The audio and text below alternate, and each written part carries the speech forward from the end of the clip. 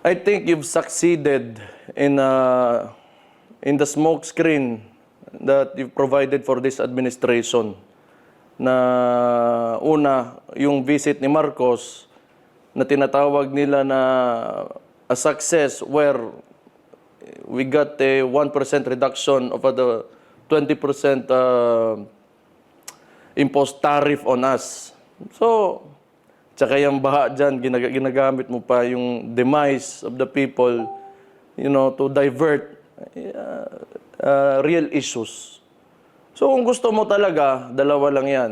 Either puntahan kita, tayo lang dalawa, magsama ka lang ng bodyguard mo para kung may mangyari sa'yo, at least may mag-alsa pa sa'yo sa hospital. Suntukan tayo, walang gloves. Or kung gusto mo yon, ganito. These are my conditions.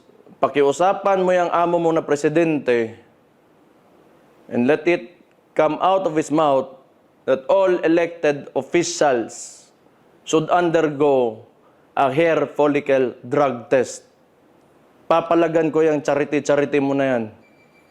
So, wag lang Sunday, ilipat mo ng then kung papayag ka sa kondisyon ko, wala problema. Kung if it